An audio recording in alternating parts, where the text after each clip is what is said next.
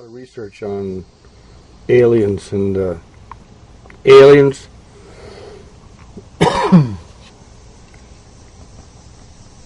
They come from demons.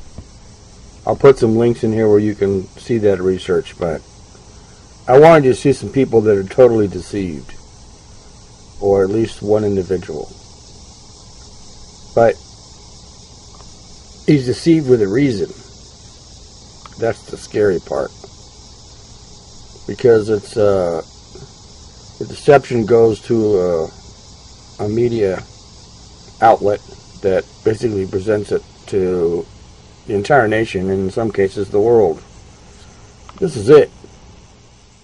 Over time and time again on these things as you're trying to get the word out that, you know, you're a pretty aware person, you know, as far as that, but you just like go, well, I'm trying to get the word out, maybe I'll get screwed, maybe I won't, but I'm just going to go for it anyway. Is that your attitude, or what? Well, it's been my attitude. Now my attitude is I just don't want that to happen anymore, you know. Mm-hmm. So I'm very reluctant to believe what anybody tells me anymore. Right. But have you developed an intuitive sense, perhaps, now? I mean, because you know how that can do. It can start shutting you down from certain experiences or certain places where you might need to be. That's true, and to a certain extent, I have an intuitive sense of where somebody's coming from, but it doesn't always work. Uh-huh. You know, that's what makes a con man a good con man, is that you get the perception that they're telling you the truth. Okay. And so someone who's really good at it, right, can snow you. Or me, anyway. I don't know about you.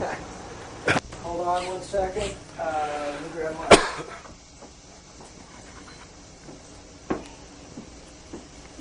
Yeah, you want to wipe your face or anything? No, fine. You got it? Okay. You all right, Robert? Mm-hmm. Robert, you set? Yes, I am. Scott, you're set? Yes. Bill, you ready? Yep.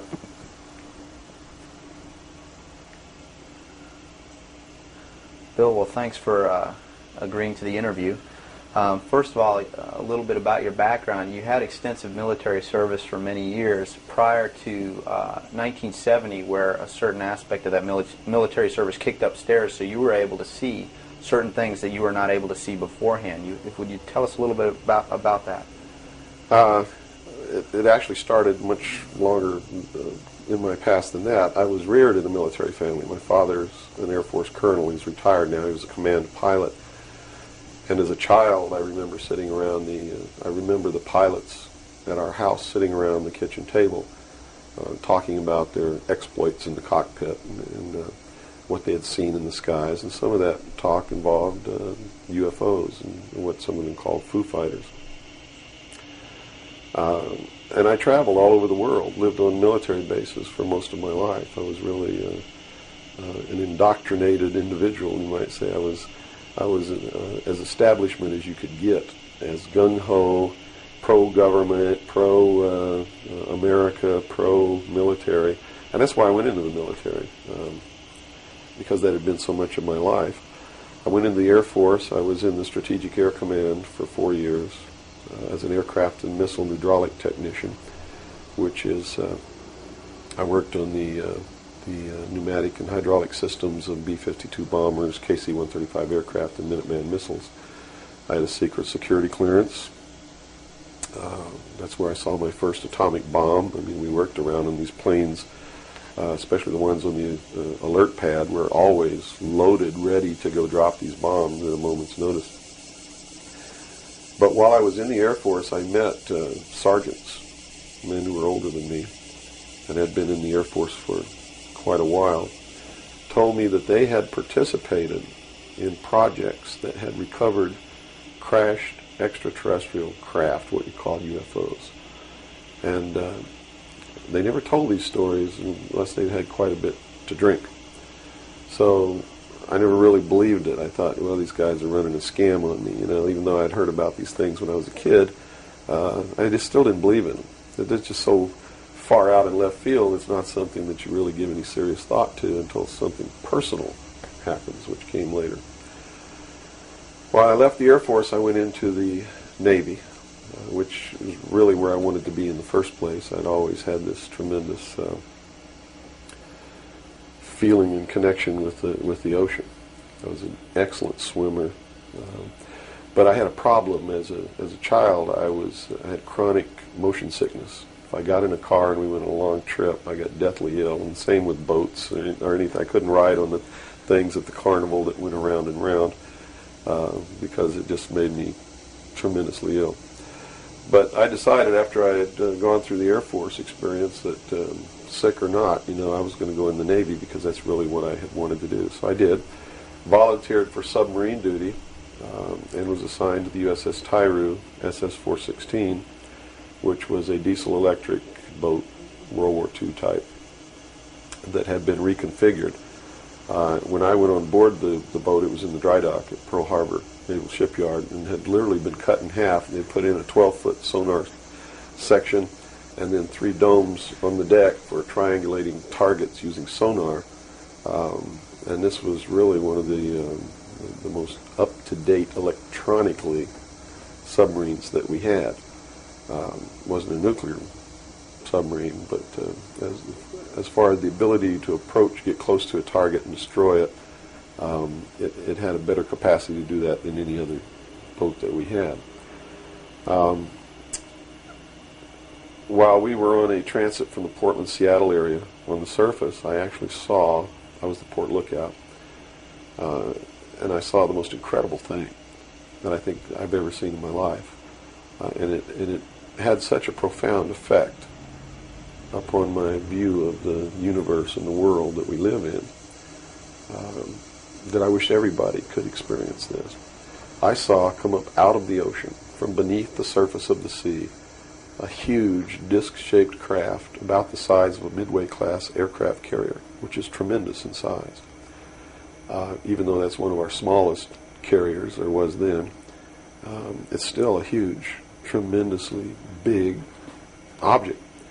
Came up out of the ocean and rose into the air and tumbled on its axis and went up into the clouds, and I was awestruck, dumbstruck. And I mean dumbstruck, literally. I could not utter a sound. And my first impulse was to tell the officer of the deck that I'd seen a flying saucer. And then, luckily for me, I couldn't talk because, on second thought, that's not what I really wanted to say. Because I didn't want to be the only Looney Tunes character on a submarine with a tight-knit crew that you had to live in close quarters with, because that's a hell of a way to live. So I told the officer of the deck that I'd seen something about 15 degrees off the port bow at a relative distance of about 2.5 nautical miles. And he began to look in that area. And the starboard lookout had heard me tell him this, and he began to look over there. And while we were all three watching, either the same craft or another one exactly like it came down out of the clouds, tumbled again on its, why it did this maneuver, I don't know, but every single time it did it. It's like it came down in this attitude, and then it flipped over and then entered the water. And the water just appeared to open up in front of it. It's just like the account in the Bible about the parting of the Red Sea. That's exactly what happened. The sea actually parted, and this thing went into the water, and it closed up behind it. And this big spray went up into the air. But it wasn't a spray from the craft hitting the water. It was a spray from the water coming back in to fill up this hole that had been created. And again, I'm thinking, this is incredible. What are we looking at here? And it was metal. It was a machine, and it wasn't glowing or anything like that. It didn't have any lights on it that we could see. But it was obviously metal, and it was obviously a machine. And although I can't tell you that there was anyone inside of it, I believe that there was. And it did something that, as far as I knew, was absolutely impossible. I'd been in the Air Force. I'd worked on the state-of-the-art of our aviation capabilities. And here I was on the deck of a submarine in the conning tower, and I knew what we had to be able to have to go underwater, and I knew that the two were incompatible.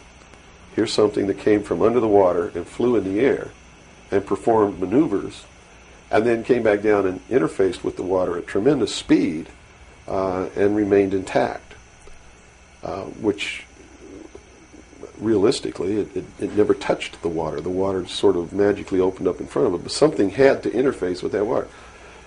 Anything that we had that interfaced with the water in that manner would have been disintegrated. It's like hitting a brick wall. So I was looking at a technology that, as far as our laws of physics and what we knew at that time, didn't exist. This was in 1966. Ensign Ball was as shocked as I was. He called the captain to the bridge. He came up with the chief quartermaster, who brought a camera. And we all stood there and watched this occur over and over again for about 10 minutes. And I still, to this day, don't know if it was the same craft or a whole bunch of different craft going in and out of the water. But it seemed like that there was a hell of a lot of traffic on that freeway right there. And we were watching it as we went by. We never changed course. We never lowered or increased our speed. We made no attempt to communicate or signal. We made no attempt to get closer. And eventually, it just stopped. We were told not to discuss it with anyone, not even amongst ourselves, which was incredible. I never had been told anything like that in my life. You can't talk about something. And to be told that we couldn't even talk about it amongst ourselves was even more extraordinary, I thought. But we didn't. We didn't talk about it. When we got to Pearl Harbor, all the time the chief quartermaster was taking pictures of this. So I know photographs were made. What happened to those photographs, I have no idea. But when we reached Pearl Harbor, we were not allowed to go ashore to go on liberty, even though we didn't have the duty. And about 2 hours after we berthed at the submarine base, a commander from the Office of Naval Intelligence came on board and debriefed each one of us individually in the captain's stateroom. And the ultimate outcome of the debriefing was that we didn't see anything, we didn't hear anything, and we had to read rules and regulations that told us that if we ever talked about what it was that we didn't see, that we could be imprisoned, we could be fined $10,000, we could lose all pay and allowances due or ever to become due. And I learned at that moment that the United States Navy didn't want anybody to know about what we saw, and that severe consequences could come down around the neck of anybody who did. And that was when I understood fully that, yeah, there's a real cover-up. These things do exist, number one, and at least the United States Navy doesn't want anybody to know about it. And there's stiff penalties for anybody who bucks that. Mm-hmm. Moving forward a few years from, 1966, I believe, you gained a special security clearance that revealed to you certain documents, or were revealed to you, or that you saw, yes, relating to this very cover-up. To this and many other things. I was eventually trained by Naval Security and Intelligence, and I was given a secondary NEC, which is Naval Enlisted Code, which was 9545, which is Internal Security Specialist. And an internal security specialist is someone who protects classified information and protects areas, so to speak. And I had a specialty, which I was trained in, which was Pacific Area Intelligence Briefings. And I was eventually assigned to the Commander-in-Chief of the United States Pacific Fleet, who was Admiral Bernard Clary at that time, and served as a member of his intelligence briefing team. And basically all that means, we really had a wonderful job. You come in about 4 o'clock in the morning and you go through all the message traffic and everything. And what you do is what we did was that we prepared an updated briefing on everything that was happening in his half of the world, which he commanded the naval forces and marine forces, as a matter of fact. And put all this together in a briefing where we would update him on ongoing operations, brief him about operations that were scheduled to begin, political situations, deployment of Soviet forces, naval forces, everything. And after the briefing was finished, between 8 and 10 o'clock in the morning, then we were done. We were finished. So It was what you call fat cat duty or gedunk duty in the Navy. It's got all different kinds of names. It's just really a wonderful job. Now, to be able to function in this job, I had to have a security clearance, which gave me access to the information that I had to need to know to help prepare these briefings. And when I first was assigned to the command, I was attached to the OPSTAT office under Lieutenant Commander Mercado, which was operational status reporting. And while I waited for my security clearance, and it took 6 months to get it, what I eventually ended up with was a top secret Q clearance with an SCI attachment, which means sensitive compartmentalized information, and there were no blocks. In other words, there was nothing confining me to only certain compartmentalized information. I had access to whatever the Admiral and his staff had access to because we had to prepare briefings and brief these people on all of these things. And I'm sure that at first I was tested and wasn't shown a whole lot, but eventually when they began to have confidence in me, I began to see things coming across my desk that were just absolutely incredible. And a lot of it is really hard to talk about because it's so far outside the normal concept of reality for the average American that they're going to find a hard time believing any of it. Mm-hmm. But I saw documents that were labeled under the classification top secret, and the compartmentalized the compartment that was put into was called MAGIC, M-A-J-I-C, mm-hmm. Which told me that UFOs are real, which I already knew. I'd seen one. Right. But this went farther than that. It told me that they were extraterrestrial in origin, that there were 4 different extraterrestrial species or races visiting this Earth, and that they had actually entered into an agreement with the United States government with one of these species of alien beings to exchange technology, and it told me all the projects that was underneath this. Project Red Light was actually the testing of extraterrestrial craft. Project Plato was a diplomatic project. Pounce was the recovery of technology. Pluto was the application of that technology to our own secret space program, not the public space program. There are 2 different space programs. One is what the public gets to see, mm-hmm. Which is overseen by NASA, and the other one is a secret space program that nobody gets to see, which is really overseen by the Navy Department under specialized compartmentalized black projects, and what these people are doing in secret is just absolutely incredible. I also saw documents under an operation called Operation Majority, which outlined the plans to bring together a one-world government, and also included extraterrestrial information within that. Project Grudge, which was the second project. First was Sign, and then Project Grudge, which contained all of the extraterrestrial information up to a certain point. I forget the year cutoff. And then it was contained after that in another project called Project Aquarius, which was the accumulation of the whole history of alien interaction on planet Earth. But I have to say at this point that I don't know if those documents were really telling the truth or not. They could have been showing me these things so that eventually I would go out and talk about this. And maybe that'll become clear to you later why they may have done that. It could be real. So.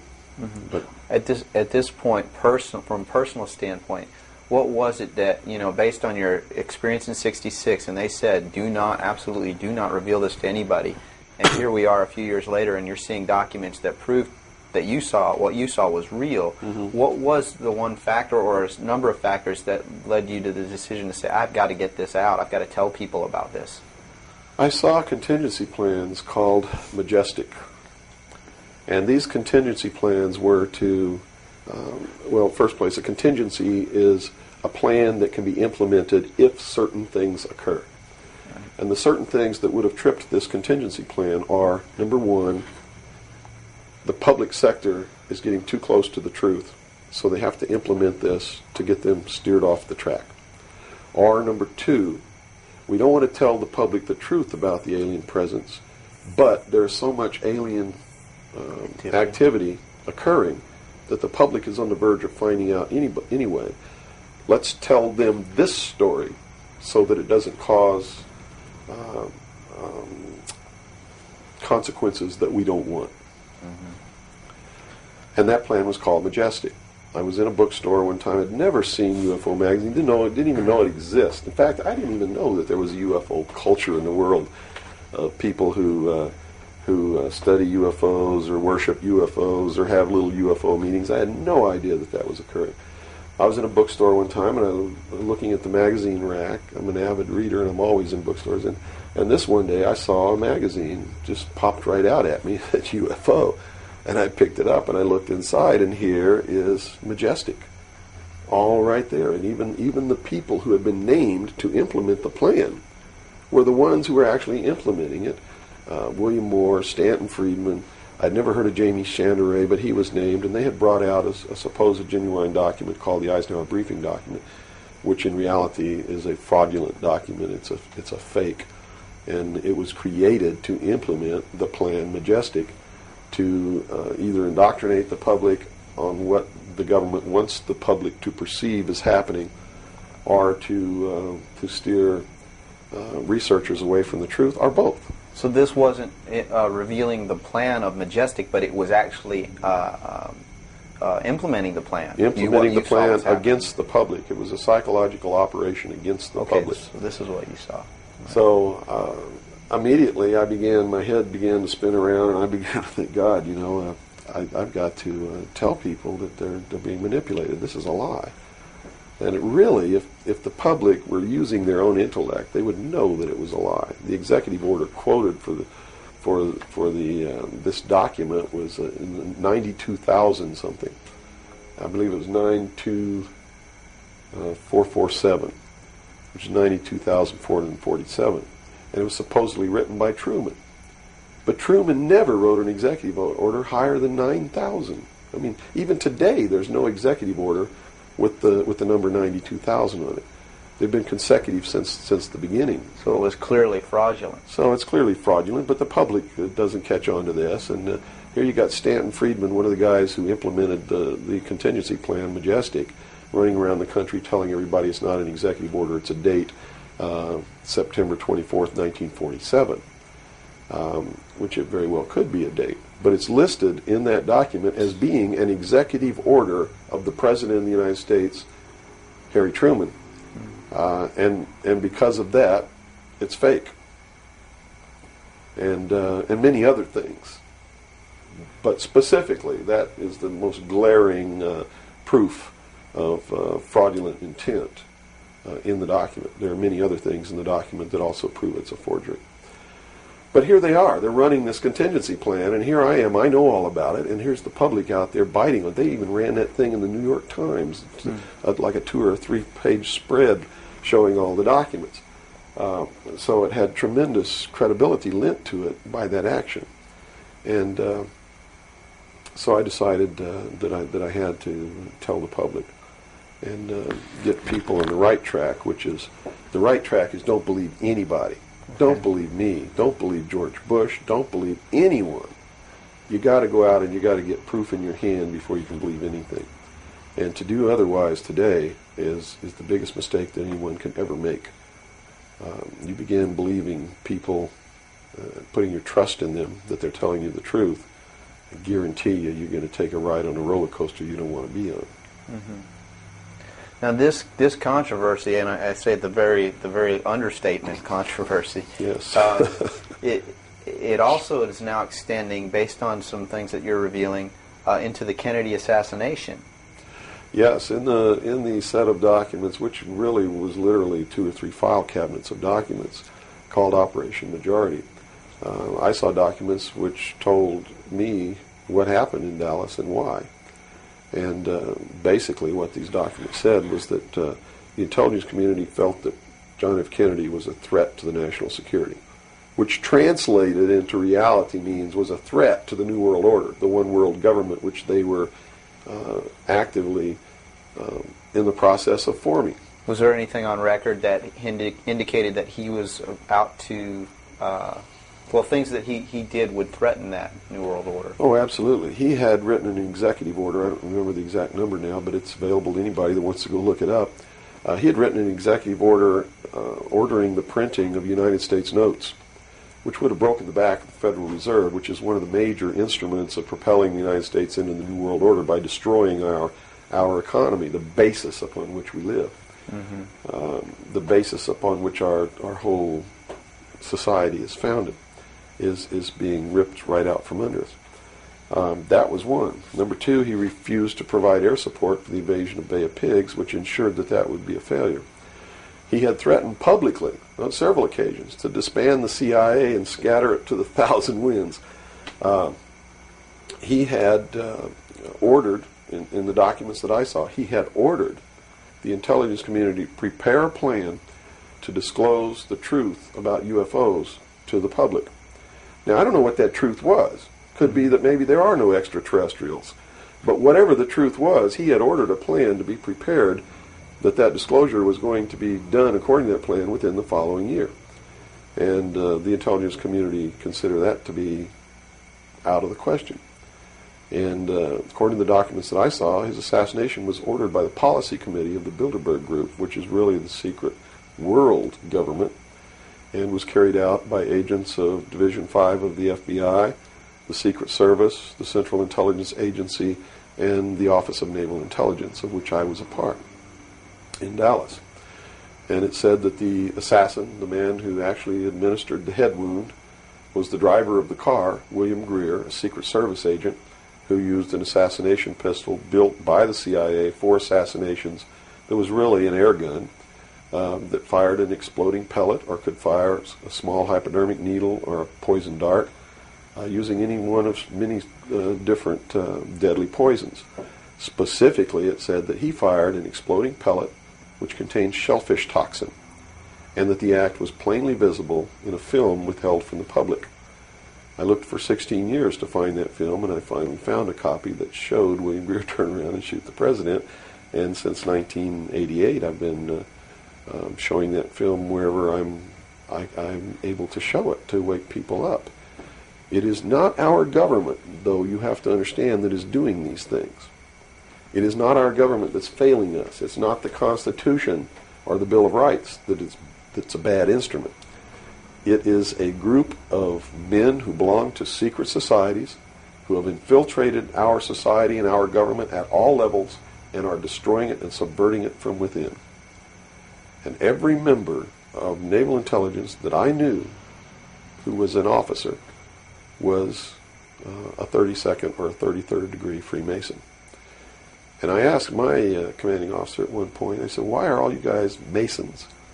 He said, Masons are used to keeping secrets. It's part of their fraternity. So if you want someone who already knows how to keep a secret, you recruit Freemasons. Well, later on, I found out what the truth is. The truth is you're not going to be a naval intelligence officer unless you are a Freemason or a member of the Ancient Order of the Rose and Cross, but you have to be high degrees for that. I think the reason I was selected as enlisted man is because I had belonged to the Demolay Society. Which is what? As a teenager.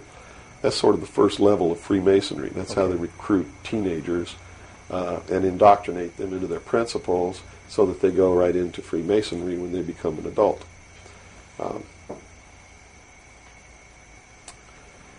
So basically that's the story. Yeah. Okay. Well, based on the information that you're revealing, which would seem to be equally or if not more of a threat than what Kennedy was originally planning on doing, is actually revealing the underlying cause of all of this. Why is it that you are here today, or how is it that you are here today and you're not, conveniently taken away and put in a padded cell somewhere so that you can't speak of these things? Well, I really don't know the true answer to that question, because you would have to ask them to find out why they haven't done anything. But I can tell you this. I began to reveal information in 1976, and I was physically attacked on 2 occasions My skull was caved in. That's what all these scars are here. On the second attack, I lost my leg. They visited me in the hospital. They had no intention of killing me. They were delivering a message to me. Shut up. And that was the message that came through loud and clear.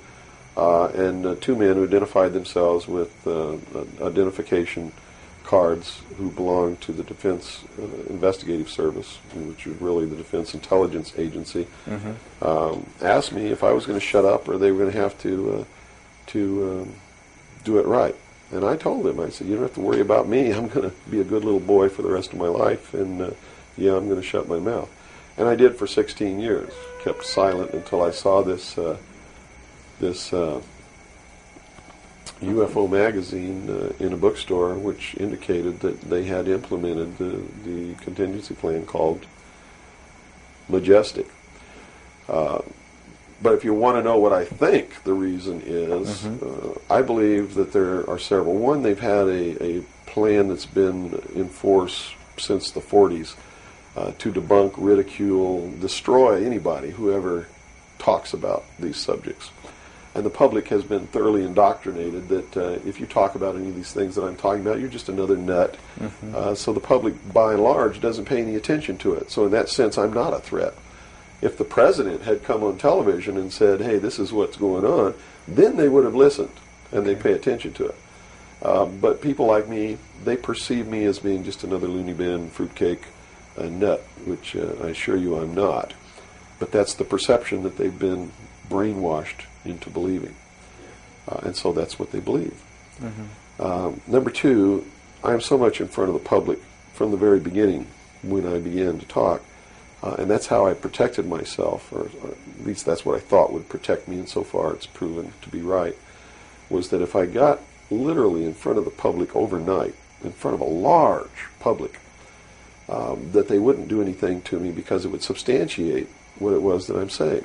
And they certainly don't want to do that. It would also create a martyr, and martyrs create tremendously dangerous political movements that they don't want that either. So literally, within a 24-hour period, I spent $27,000 mailing a thick packet of information all over the world to people I'd never heard of, didn't know. We went down and got some mailing lists and just mailed this stuff all over the world. And so literally, when people opened these packages in their mailbox, and it was a perfect plan because they couldn't stop it. They didn't even know I was going to do it in the first place. And since we sent it all over the world, once it was out, there's no way they could retrieve it. At least no way that I can conceive of. So literally within 24 hours, I was a public presence. And people were asking all over the world, who's Bill Cooper? Is this true? Look what I got in the mail. And just literally flipped the world over on its ear. And I've been in front of the public ever since.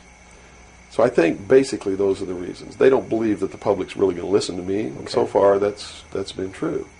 There is a small group of people all over the world who are awakening, who are beginning to understand that they've been living their life in fantasy land, and who are actively seeking the truth.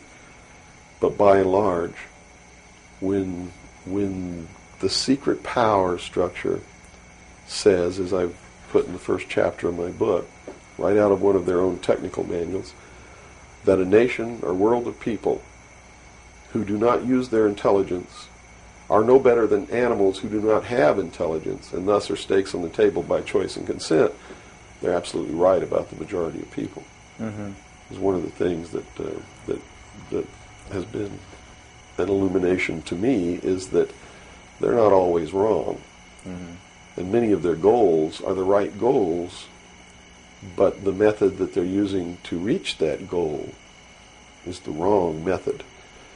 In other words, if you set out to create a perfect world where there will never be any more killing, but to reach that point, you kill 2 billion people, you have become what you're trying to avoid. Right. And it can't happen that way. If you want to create a world of peace, it has to be done by peaceful methods. Means. Yeah, if you murder someone to destroy a murderer, you have become what it was you set out to destroy, and thus it wasn't destroyed at all. It was perpetuated by that very action, and that's what these men are doing. They rationalize everything they do so that they feel better about it.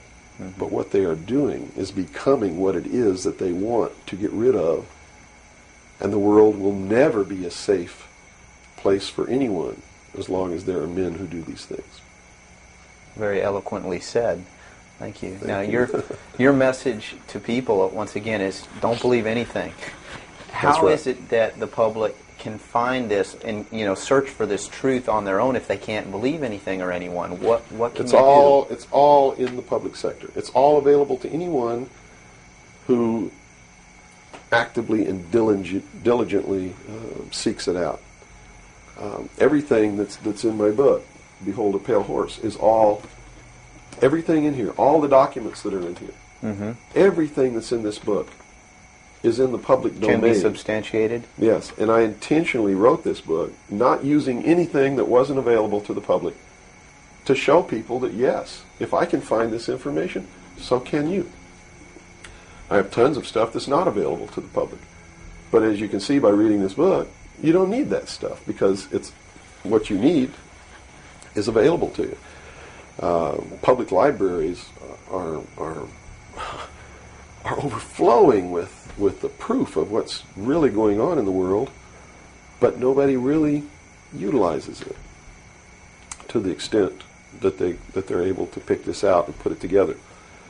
Another thing I've done for people is I've put it together for them so that they can see the overall picture rather than looking at small things and thinking that it's isolated. Nothing is isolated. It's all part of a big puzzle. And the puzzle is coming together. And when the puzzle is assembled, it's going to be a one-world totalitarian socialist government that nobody's going to like except the people that are running it. It's Hitler all over again. And the rationalization is we're going to create the world without war. The utopia. The utopia.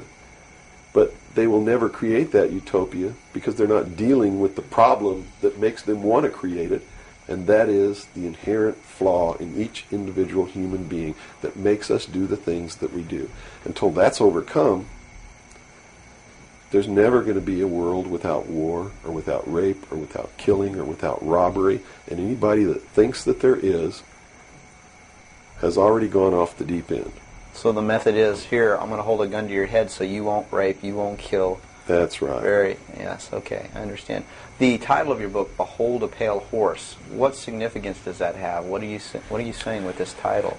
This title is from the book of Revelations, because I have to tell you this, and you may think I'm nuts if you want to, but this is the truth. Either these men are following the book of Revelation. The book of Revelation is in the Bible.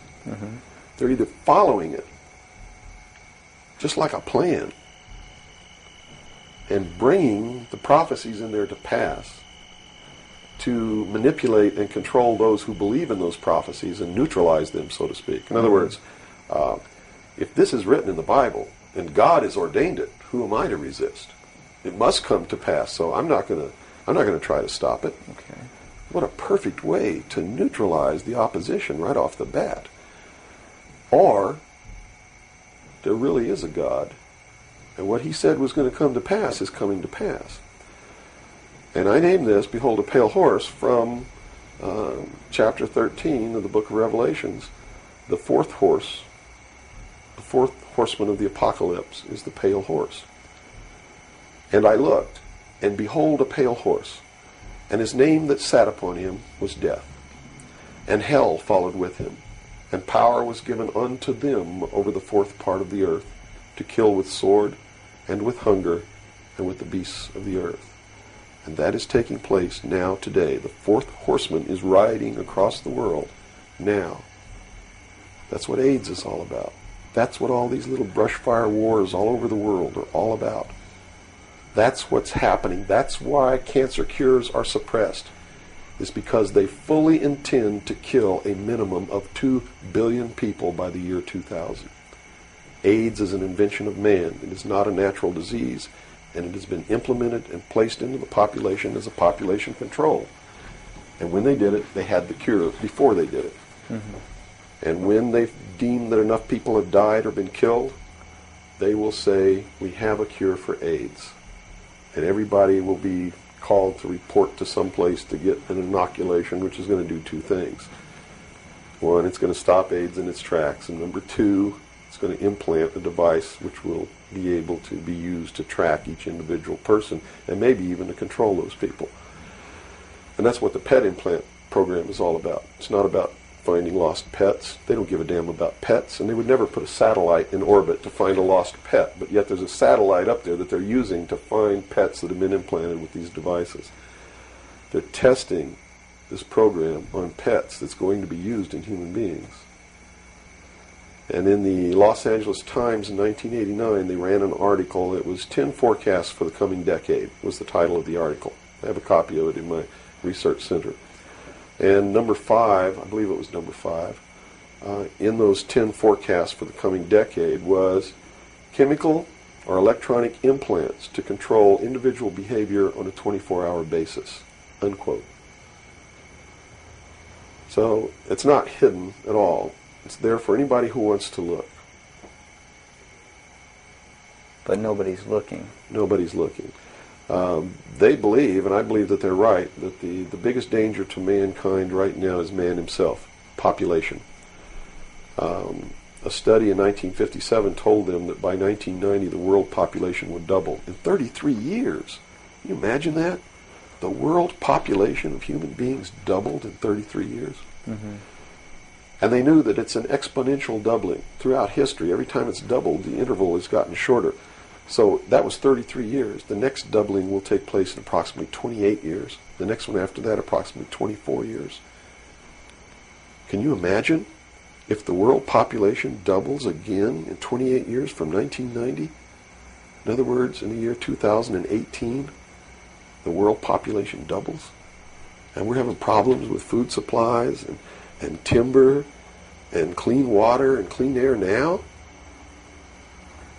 And then after that, it doubles again in another 24 years. That's why they created AIDS.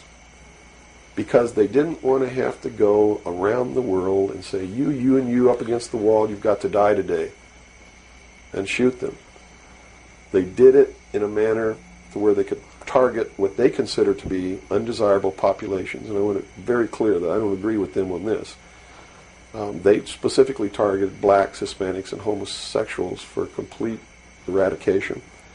And AIDS is really going through those populations, and it's really doing a number on blacks, Hispanics, and homosexuals. That theory has made news. I've heard that before, and, well, and it's been debunked theory. Very clear by the public saying, "Oh, that's ridiculous." But you're saying that that may indeed be the case. It's not ridiculous. I actually saw this in documents, and the project name was Project Naomi. MK Naomi was the name of it. It was a CIA project. The AIDS, whatever causes AIDS, whatever that turns out to be, according to those documents, was developed at Fort Detrick, Maryland, under a CIA project called MK Naomi. It was financed by $10 million for the Department of the Army's biological warfare programs. It was carried out, supervised by the CIA, carried out by scientists who worked for the Special Operations Division of the Department of Defense.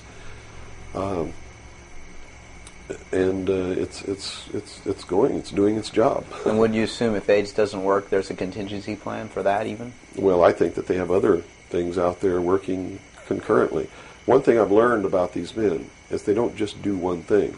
In case the public discovers what they're doing, or discovers that somebody's doing, whether they know who's really doing it or not, and stops it, what they have running is several concurrently running plans, so that if one or two fail, the other ones are going to take care of the problem.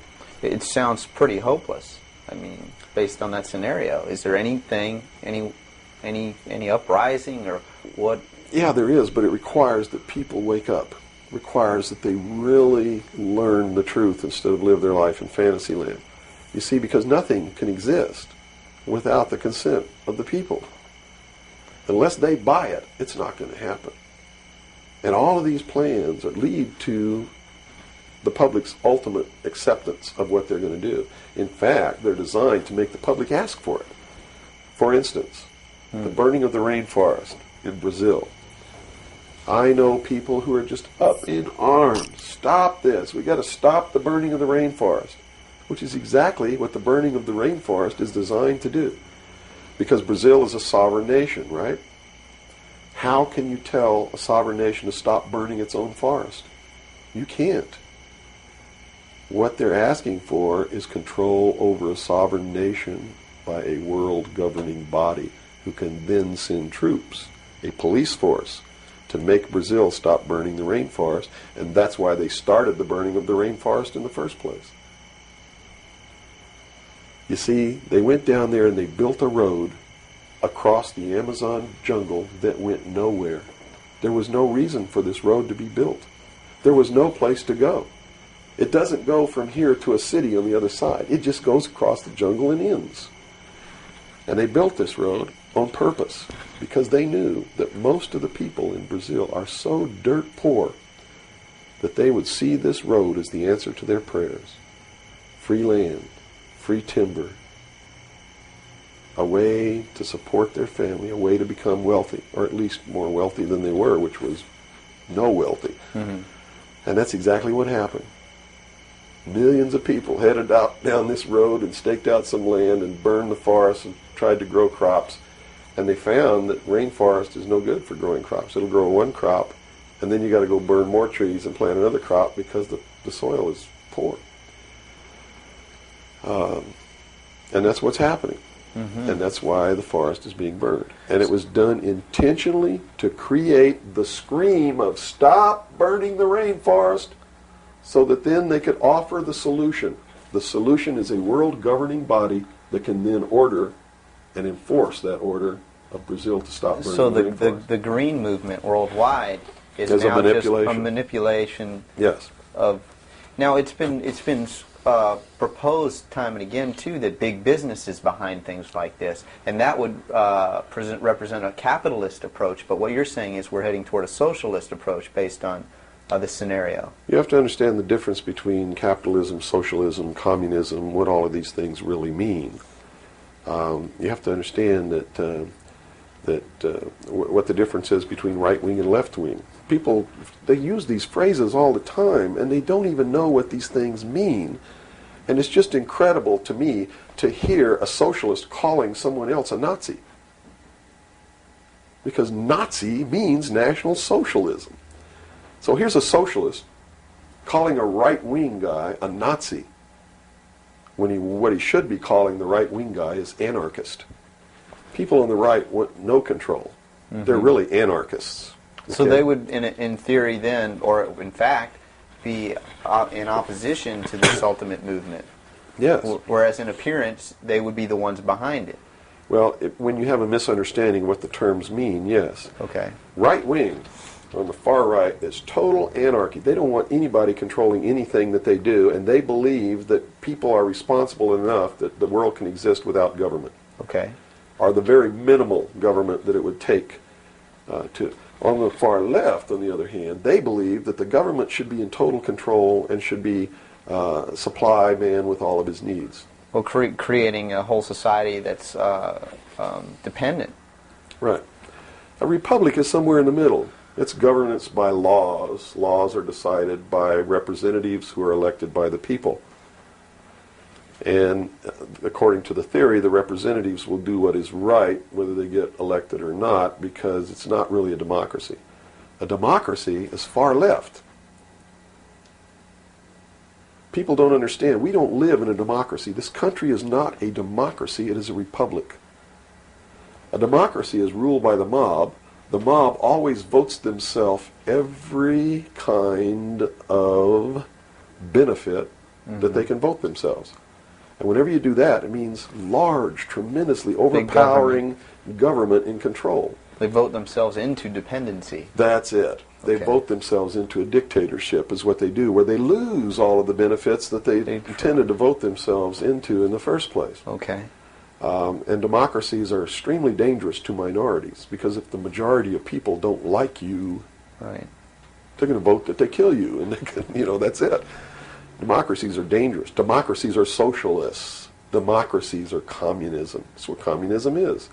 The definition of communism is everybody doing according to their talents and receiving according to their need.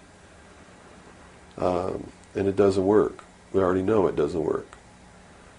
Men, by his inherent nature, is greedy. So those at the top always end up having everything, and those at the bottom end up having nothing in communism. Socialism is different. Socialism usually ends up in a dictatorship, in a very controlling dictatorial government which even owns the people that it governs, so that those who live in fear of not having are provided for what they need, and in turn they worship this oppressive government. Socialists are children who went out into the world, took a look around and said, I can't handle it, and went home to Daddy. Okay. Daddy, protect me. Daddy, feed me. Daddy, loan me your car. Daddy, tuck me in at night. Socialists are scared little children who are irresponsible, can't stand on their own 2 feet, and need Daddy to take care of them. Okay. Okay? Now we got the... But what happens when you go home to Daddy and Daddy does all these things for you? Tell me. Well, you never leave the home. You've not got no reason to. In other words, if you're being provided for in that way. You're being provided for, but what does it mean? Doesn't it mean that you have to do what Daddy tells you to do? True. Doesn't You're mean you under have to his be in rules. when Daddy tells you to be in? Doesn't it mean that you can't drive the car to the next town if Daddy tells you you can't? Doesn't it mean that if Daddy tells you to take out the trash, you better take out the trash? Are you beginning to understand the concept? When you ask for favors from Daddy, you have to give up freedom in return. Great. Okay. So socialism always leads to repression of liberty, freedom, equality. All of those things fly out the window so that you can have free health care, so that you can have a place to live but you don't have to pay the rent, so that you can have food given to you by the state. And that's where we're headed. Right in this country right now, we're almost totally socialist, and now people are screaming for a national health care policy, Right. health care insurance. Now, the other aspect, once again, I'd like to go into is the anarchy or the right wing, which we just into that similar. Anarchists believe that they can be responsible, that they won't hurt other people, Okay. that your freedom never ends until it begins to infringe upon someone else's freedom, and that no one should have any control over that there should be no speed limits on the highways. The problem is that, again, just like on the socialist side, you have people over here that are human, and human condition means that ultimately somebody's not going to be responsible, that they're going to drive too fast when they've had too much to drink, and they're going to kill innocent people. The answer is a balance. You know, the law of the universe says this. It's a law of physics, really, and everybody can understand it. For every action, there is an equal but opposite reaction. There can be no good unless there is evil. There can be no man without a woman. You understand the concept? Based on that, the theory of a utopia here on Earth is corrupt right away. Absolutely. It goes against the laws of physics. It goes against the law of the universe that there must be two opposing forces all the time in every instance, because that's what makes the universe work. That's what makes everything work.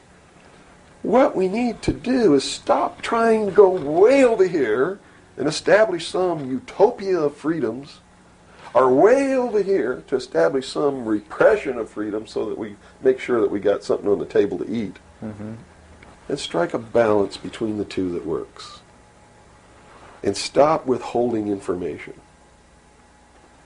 What makes it difficult for anyone to succeed or live, or for us to really come together and have peace in this world, are all of these people who think that they are the guardians of the secrets of the ages and have only them have truly mature minds, so only them are worthy of knowing the secrets and the real science and the real metaphysics and all of these things. So they repress it and they keep it secret. So the rest of us live out our lives and we don't know the truth of what life is really all about. Therefore, we're always stumbling over each other and getting in each other's way and doing the things that we profess that we don't want to do, simply because we don't have access to the truth. If we had access to the truth. Now, I got to tell you this. Back when these men first began establishing these societies, these mystery schools, and suppressing information, the common man was uneducated, did not have an intellect capable of understanding these secrets. They were really beasts of burden for the most part, and they lived their whole life in toil. Right. But things are not that way now. Most people have a good education.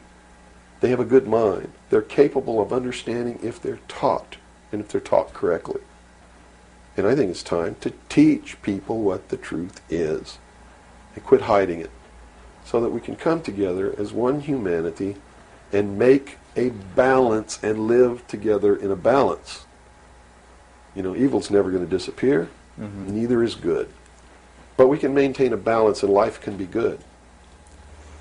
Instead of swinging back in this tremendous battle between these two opposing, radical, extreme ends of the scale. That's got to stop. I've never understood why somebody would join together in this band of people and call himself a Democrat and not vote for anybody else if they're not a Democrat. That concept is beyond my understanding. And Republicans and Libertarians and Populists and Communists and Socialists and this and that, and blacks and whites and Indians, and there are so many sects and groups and segments, and we're so fragmented that getting together is going to really be difficult. But we've got to do it. Because if we don't wake up and do it ourselves, these men who meet in secret and plot the manipulations are going to do it whether we want it or not, and they're going to do it at the point of a gun. And they're going to take away everybody's freedom because they don't consider us responsible, Capable of having that freedom. are capable, are even of using our intellect. So they'll put us in shackles and control us and force us to be peaceful. That's what the plan is, and that's what the New World Order is all about. Well, we've run from UFOs right to this, and at first a person might watch this and say, "Wow, this is really strange." But where we've come down to, based on that beginning, is quite in the realm of common sense. Well, it's not strange at all. It's what they've been trained all their life, that if they hear these buzzwords, they're listening to some loony idiot talk, and it has no substance to it. Once they get into it, though, and begin to understand that everything is interconnected, it's leading us toward one end, a one-world totalitarian socialist government, and begin to see it coming to pass all around them in their life, and understand that nothing happens by accident. It's been planned for many years. Then they begin to understand that UFOs play a big role in this. Because if they're real, it's the most significant thing that's ever happened in the history of man, and may be the driving force behind locking up the human race. Because how could a UFO land in a place like Macon, Georgia, and somebody who doesn't look like us get out, walk down the street? And I'm not trying to insult the citizens of the state of Georgia. What if they landed in Newark, New Jersey, and got out and walked down the street in a society that kills people because they sit in the wrong seat on a bus? I'd assume now that they'll know about us. Of course they will. They probably already know about you if you've been exposing the truth on your show. Would you assume that our phone lines would be bugged at this point? I don't know. I doubt it. They don't really consider you to be a threat unless you develop a large political following. Oh, okay. So, unless you have a large political following, you're not considered to be a threat to them. Not yet. Okay. Because they figure that the people are too stupid to listen to you anyway. And generally, they're right. So we're in the process of educating people then. Yeah. Is the best thing. Education is 60 or 70% of the battle. Yeah. Because people automatically begin to do the right things once they learn what the truth is. They're Robert, educated to it.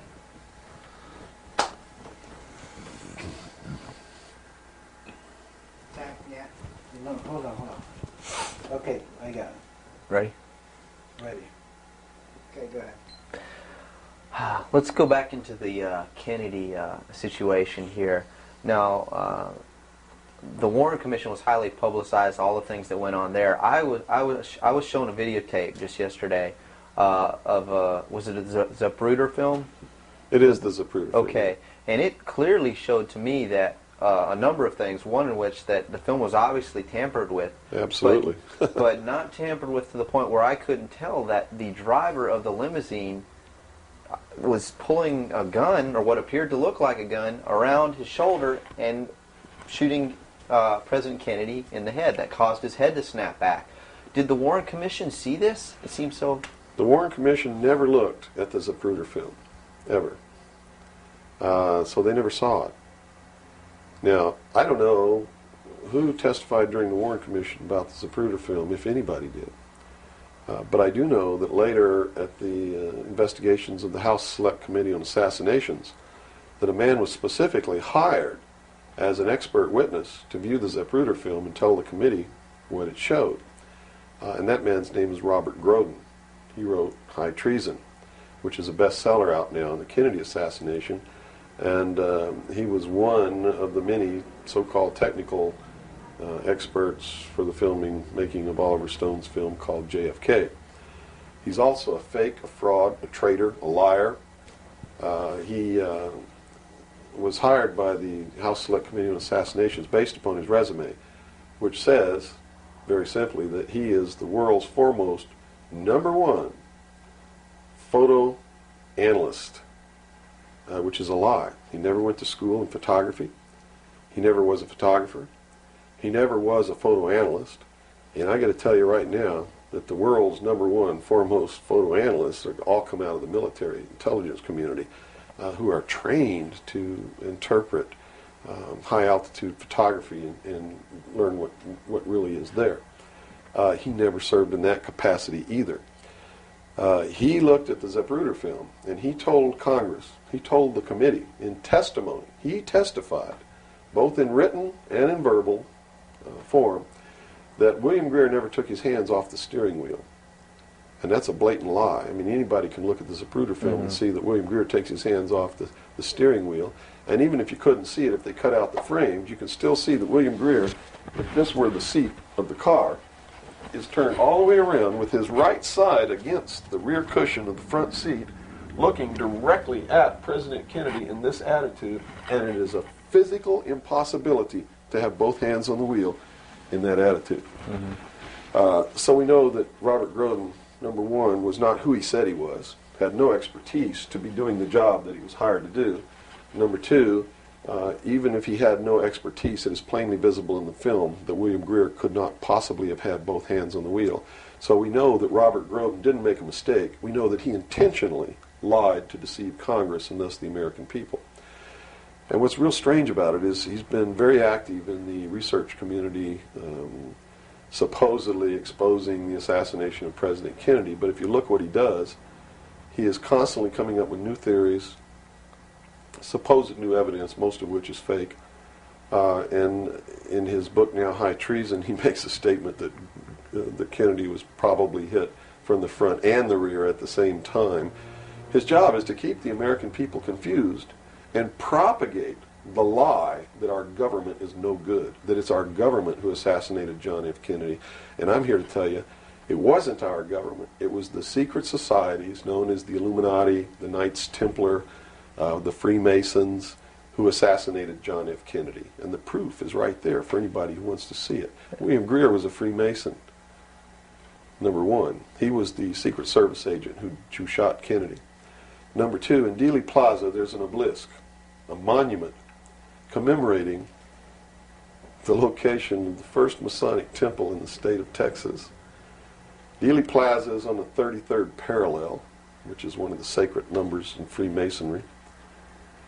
He was assassinated in a manner that assured the greatest flow of blood, which is called blood atonement, which was practiced by Freemasonry in the early days and supposedly is not practiced now.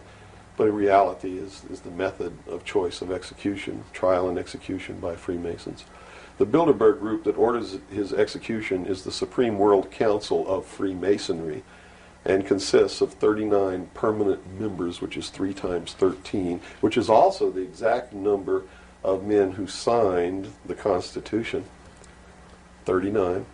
You see, our forefathers were also members of this secret group, and this country was founded to bring about the New World Order. And it's all in the Great Seal of the United States, which was, and that the design of the Great Seal was made law in 1782. It's just absolutely incredible that the American people don't understand that groups of men don't get together and meet in secret and take blood oaths which say that they can be cut open and their heart ripped out of their body and their intestines scattered over the floor if they talk about the secrets. That's not a benevolent fraternity. That's a dangerous group of men. Grown men don't play games like that. They're serious. It's the secret societies who are bringing about the New World Order. They're the ones who killed John F. Kennedy. There's nothing wrong with our Constitution or our Bill of Rights. But Americans are going to be convinced that our government sucks. And that's what all this stuff is all about. So at the beginning, the founders of this country actually did create what was I guess you could say, an above-board, good government basis for a good government. Yes. They gave us every tool to ensure the success. But it was an experiment, you see, because man had always claimed that he could rule himself, but had never been allowed to do that. Even in ancient Rome, they call it a democracy. The man didn't rule himself. He was ruled by other people who made man think he was ruling himself. But the truth was, a Roman centurion could march down the street and grab anybody they wanted to and make you do whatever they wanted to, or just execute you on the spot. And that was the truth of the matter. Those weren't free people. In the history of the world, there had never been a people who were truly free or who truly ruled themselves until the United States of America was created as a republic by which we ruled ourselves through elected representatives whom we sent to the State House, either in the States or to Congress, to do it. They also gave us every tool by which we would destroy ourselves if we weren't capable of doing it. The United States and France, the revolution in this country and the revolution in France, were created to bring about governments which would function as the antithesis to the kings and queens of the world and cause them to topple off their thrones. It also gave man a chance to prove once and for all whether he could rule himself or not. And if he could, fine. That would be the New World Order. If he couldn't, they built the tools into the Constitution to allow them to take it away from us. And those tools are the creation of the federal democracy within the boundaries of Washington, D.C., and the right to contract, through which, if we were irresponsible, we would contract to receive rights from that federal democracy and thus, in return, give up our freedom. And that's exactly what's happening. It's exactly what we've done. John F. Kennedy was short-circuiting the New World Order. He had ordered the printing of constitutional money, United States notes, which would have destroyed the Federal Reserve, which is not an agency of the United States government. It's a private corporation owned and operated by the world bankers, controlled by the Illuminati. And its purpose was to destroy the middle class in this country and thus our economy, and throw us at the mercy of the New World Order. And we see this unfolding now. You see it unfolding now. You are seeing, and I predicted this well in advance, you are seeing the destruction of the economy of the United States. And it will continue. It will not get better. It's downhill from here on out. Unless we nationalize the Federal Reserve, lock up the criminals who own it, cancel the debt, which will then bankrupt the Illuminati, which is exactly what we ought to do, print constitutional money, which cannot be usurped, which cannot lead to our destruction, and go back to what we're supposed to do, and quit contracting for benefits. We're escaping from the laws of nature, and there's a terrible consequence for that. Mm-hmm. Terrible consequence. We have to function within the laws of nature. You can't contract for somebody else to keep you alive. You have to be responsible within your life to keep yourself alive.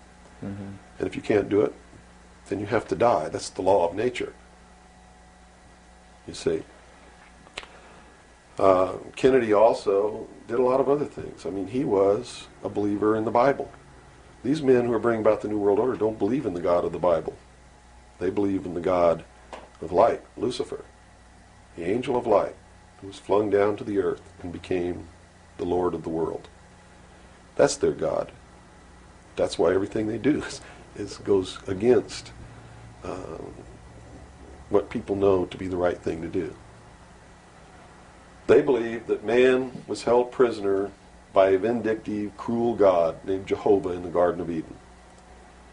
And that Lucifer, through his agent Satan, set man free from the bonds of ignorance to which he was chained to the Garden of Eden, and thus brought the gift of intellect, wisdom, to man, and thus is the true benevolent God.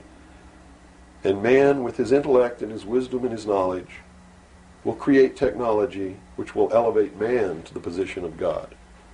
And all this is allegorical. Don't take the story literally, you see, because it's all allegorical. They believe that intellect, reason, is the light, is the true God,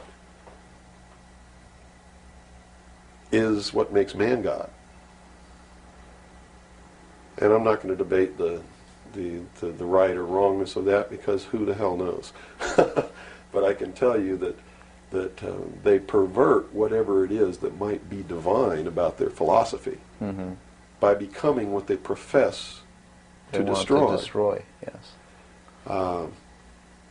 And so, in their zeal to bring about the New World Order, they destroyed the political will of the nation when they assassinated John F. Kennedy, which has furthered their goals, because it made a lot of people feel so helpless that, God, if they can kill the president, who am I? You know, what can I do? I'm just one lonely, helpless person. So they quit voting. They abdicated their power.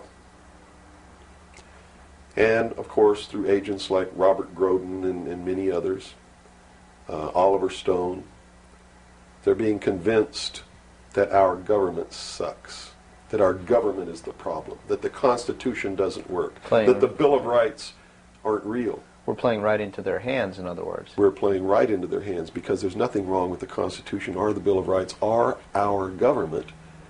It's the people. You see, it's been infiltrated.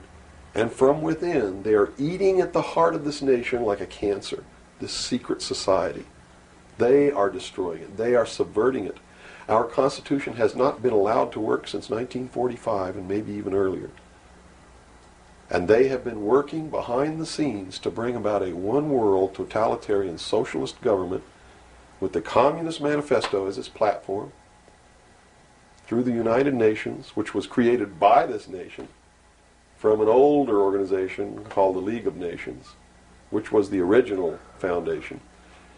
And at the highest levels of our government, the Constitution's already been scrapped, and they are working under the aegis of the UN Participation Act and the United Nations Charter. Which says what? Which says that there are no rights, there are only what you call privileges. And privileges can be granted or taken away at will by the state. Quite frightening scenario. It's a very frightening scenario, and people better wake up to the fact that unless they wake up and do something about it now, there's only going to be one alternative. And that's either take up arms, restore the Constitution, and the blood will run in the streets of America, or reach down and put the shackles around your own feet and march off into slavery peacefully.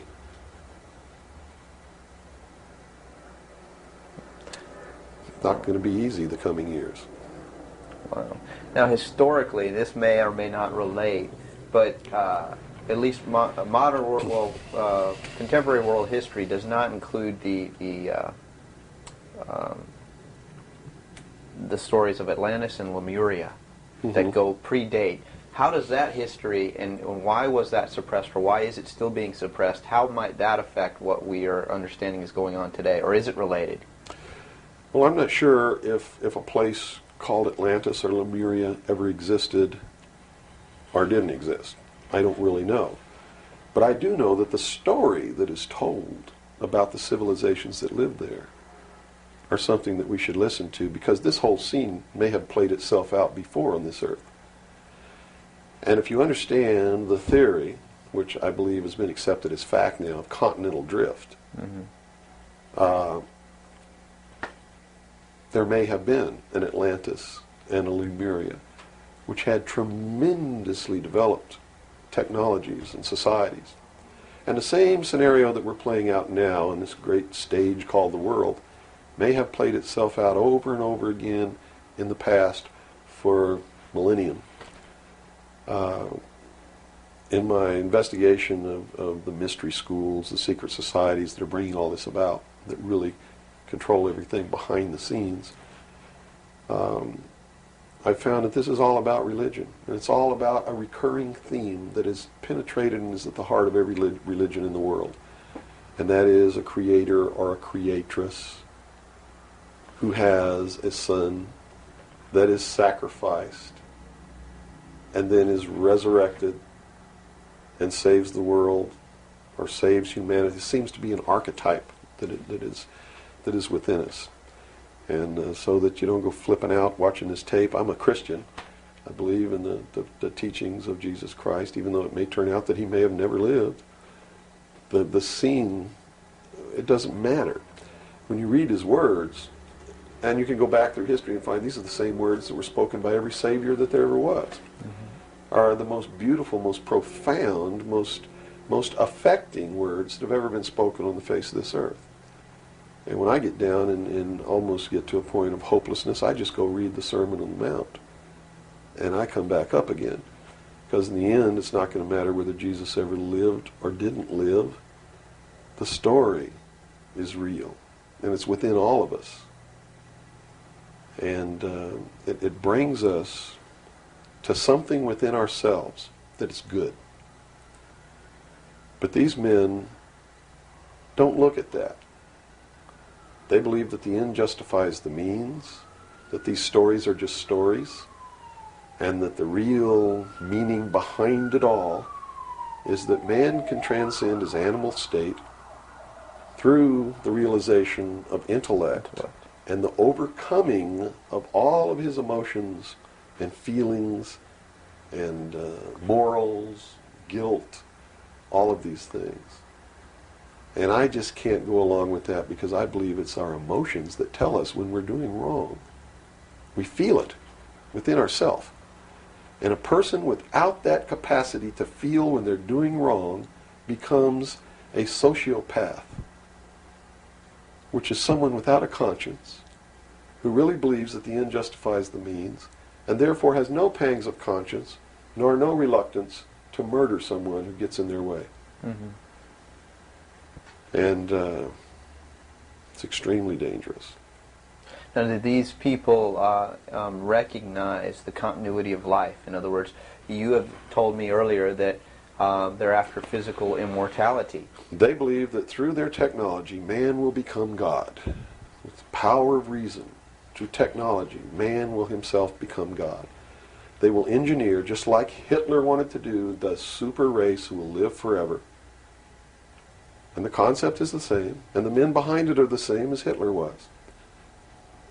When they killed John F. Kennedy, it shows you what kind of men they are.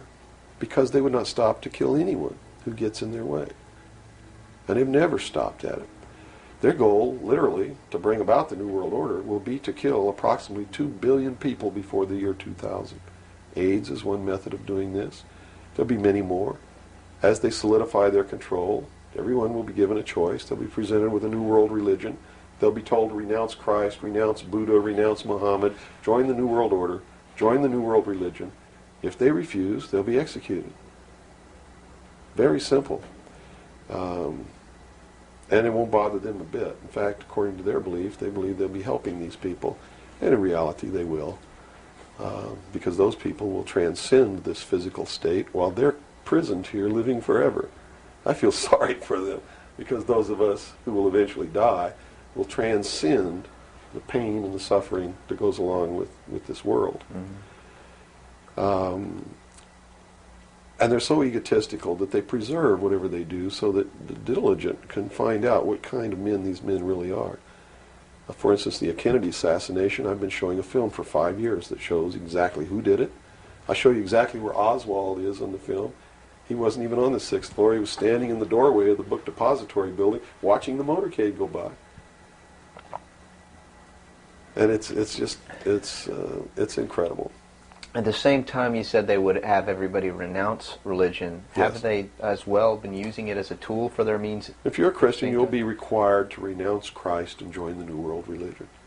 Now remember I told you before, that no matter what your religion is or what you think, they're following the scenario in the book of Revelations to a T, right down to the last little bit. If you want to know what's going to happen in the future, if we don't wake up, and through the power of those, see, not one drop of blood ever has to be spilled, and no one has to ever put any chains on their legs or their arms, ever. If people just wake up and exercise what was given to us in our Constitution, the power of the vote, while we still have that power. So you say there is still a possibility for like one individual watching this tape to actually make a difference. You better believe it. How Yes. would that be so? Well, number one, learn what the truth really is. Get away from the fantasy that you've been living. Educate other people, those you know, your family. Once that begins to happen, it spreads. And then if the people decide that they don't want what they have in store for us planned, just through the power of the vote, they can make this country and the world whatever they want it to be. Whatever they want it to be. And there are no limits on that, except to understand that you can never make everything all right, and you can never make everything all bad. Both must exist, and we must maintain a balance. And we must become responsible. If each individual on this earth learned to walk in a divine state of grace, responsible for themselves, their family, their city, their state, their country, and for the world, Into the laws of nature? and to the laws of nature, and actively participate in solving the problems of yourself, your family, your city, your state, your country, and the world, there could never be a group of men meeting behind closed doors in secret that could ever control anybody. But by abdicating responsibility, by not walking in that divine state of grace, makes possible anyone meeting behind closed doors to bring about the world that they want. And the world that they want may not be the world that you want, or that I want, or that these people watching might want. If you don't participate, you can't complain. If you don't help cook the meal, you got no right to bitch about it. You got to sit down and eat what's put on your plate. If you don't like that, then you should have been in the kitchen helping to prepare the meal, helping to plan it, helping to prepare it, helping to serve it.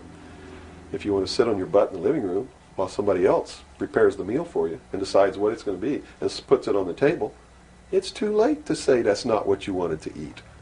It's too late to say it's not cooked the way you wanted it to cook. Well, that's very simple to understand. That's right. You got to eat it because you have to eat to live. And I think that anybody can understand the meaning behind that little story. Okay, let's take a step back to the Kennedy thing now. So This is cut all back. about the kid. Well, yeah, it is. But just specifically about, once again, I want to bring up the film as well. Another thing that came to my mind when I viewed it is that the two Secret Service men, the driver and the person sitting next to him in the front, regardless of what they claim happened, obviously did not operate in a way that you were trained as a Secret Serviceman to protect the president. Shouldn't they have just driven that car right out of there, and the other guy should have done something to protect or look for who's shooting? You know, it just didn't seem to make any sense. How would the Warren Commission not? They didn't see the film, so I guess They didn't no one see was the brought. film by design, because if they saw the film, they'd have to be responsible for the decision that they made that Lee Harvey Oswald was a lone assassin. Okay. So I think they didn't see the film on purpose because they didn't want to have to be responsible for saying, Making hey, that look, decision. the driver did it, you know. They didn't want to make that decision. And in a letter that Lyndon Johnson wrote to the Warren Commission, he specifically said in the letter, you must quickly identify Lee Harvey Oswald as acting alone with no conspiracy so that America can get back to business. Was Lyndon Johnson acting on behalf of the secret society, or was he Oh, concerned of course. with... He had to know all about it and approve of it because he was going to be the new president. and the new president would be in charge of the investigation. How high see? up a government official do you have to be before you're briefed of this? You know, the total of all the things that are going on, the reality behind them. Well, you have to understand that nobody exists on a high level in government who's opposed to the New World Order. Nobody. Our government has literally been infiltrated, and there's a cancer within our government destroying it, eating it, nibbling away at it, hacking off its limbs. And you said this started in 1945? 1945 What was were the when events? the overt destruction began to occur, when Truman signed the UN Participation Act and the United Nations Treaty. It actually began long before that, when these secret societies began to infiltrate the government and appoint their members to important posts. Infiltration is easy. If one gets in, he can then appoint and hire others to replace people who are not members below him. So now we've had over 50, almost 50 years of this going on. At least. I believe that it started back probably 1913, 1917, when the Federal Reserve Act was passed, when the Council on Foreign Relations became a reality in this country. And you can, by diligent research and study, you can see when it happened, where it happened, who did it, and how it was done. It's apparent. When they say there's no conspiracy, I mean, we talk about a conspiracy. It started out as a conspiracy. But when they say today there's no conspiracy, that's not a lie. It's the truth. They're doing it right out in the open, right under our noses, and we're too stupid to know it, to see it. So it's not a conspiracy now today at all. It's right out in the open. They even publish their plans. I mean, here Carter appointed Zbigniew Brzezinski as the National Security Advisor, who just wrote a book before he was appointed declaring himself a Marxist. I mean, you read that book, this man believes in Marxism. This man is a socialist. Not only a socialist, he's an international socialist. He's a globalist. His goal, stated in his book, is to destroy the sovereignty of nations and bring about a one-world Marxist government. Now, the Carter administration was one extreme, and then we came into the Reagan administration, yet Nothing changed. Nothing changed. What you're saying is that no matter what the political leanings, they seem to be playing the same game. As long as you're playing their game, it doesn't matter who you vote for, who you put in office. They all belong to the other side. They're in the pockets of the Illuminati. When you quit electing professional politicians, when you quit electing the guy who looks nice on television because he speaks good and he looks like the guy you wanted to marry or something like that, you're playing right into their hands. You know, they've made it so impossible for another Abraham Lincoln to get elected to the office of president that it's a wonder that we even have a chance at all. We need to send people to Congress and to government who are going to clean house. Kick all the members of secret societies out of the bureaucracy. Lock them up. Try them for treason. Because they are traitors. So one thing that may help is term limitations. We must have term limitations, and it must be only one term. And forget all this nonsense that anybody who goes to Washington don't know what's happening. They don't know what's happening simply because they haven't taken the time as citizens to understand how our government works before they ever go to Washington. You see, it should be a process that starts in infancy. It works its way up. And everybody should be taking part in the government. Now, if someone came in to office with this kind of knowledge and with this kind of intent to really push these people out, would they not be eliminated immediately? Not if they have the people behind them, because what the people would do in one fell swoop, in one election, would elect people who've never served in government before, kick the incumbents out, send citizens to Washington. And here's the way it has to be done. You know, right now, you don't even pay your congressman. You know who pays your congressman? The federal democracy of the District of Columbia. The federal government pays your congressman, who's supposed to be representing your state and you. The federal government is a foreign country to your state. Why should he represent you? Not only that, but he moves to Washington, D.C. He maintains a residence here, but he doesn't live here. And as long as you re-elect him, he continues to live in Washington, D.C. forever if you keep re-electing him. So they lose all touch with what's back here. They're paid by a foreign government, the federal government. They're not paid by the sovereign state of Georgia or by you. They have to be paid by you. And they have to live here. They can't move to Washington, D.C. They go to Washington, D.C. for one term. Okay? One term only. When that term's up, they have to come back.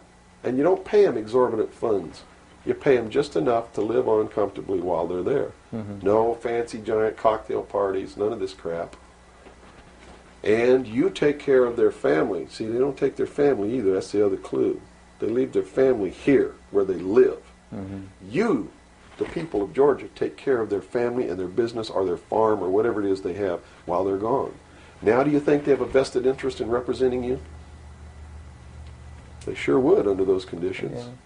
But under the conditions they go under now, they have no interest whatsoever in taking care of you. Now let's look at the current. They're taking care of themselves. The current crop of presidential candidates. Is there anybody even running that represents something that we're talking about here? No, all of them are New World people. Tsongas, in his book, even everything that he's written touts the New World Order. All of it, right for Tsongas's literature. You're going to see New World Order, New World Order, New World Order, New World Order. Clinton, the governor of Georgia, was selected in 1991 by the Bilderberg. Governor of Arkansas was selected in 1991 by the Bilderberg Group in Baden-Baden, Germany, to be the new president of the United States. Remember what happened to Gary Hart? What did he do? He went out on a boat with a woman who wasn't his wife, and he was destroyed. Look at Clinton. What's happened to him? Nothing. The press is on his side. They're helping the guy. You know why? Because he was chosen by the people who own the press to be the next president of the United States. Now, I don't know if he will be or not. That's up to the American people. But if they get their way, he will be. Bush is one of the most heinous criminals that's ever walked on the face of the earth. Bush is the man who's been a CIA agent since his college days. He's a member of the Skull and Bones, the Russell Trust. He was initiated in a casket with a ribbon tied around his genitalia, which symbolizes that he's a priest in the temple of Isis. A pagan, this guy.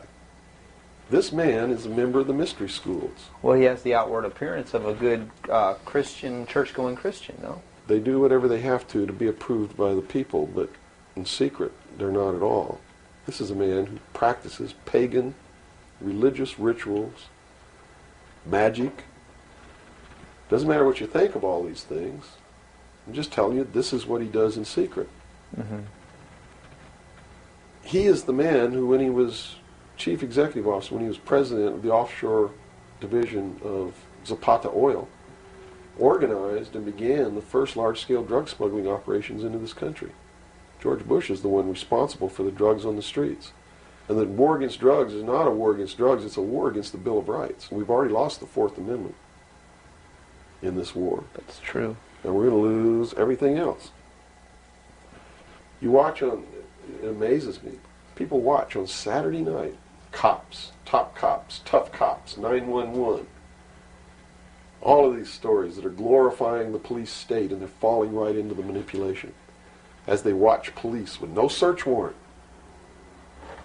with no court order, break down people's doors, tear out their walls, rip open their mattresses.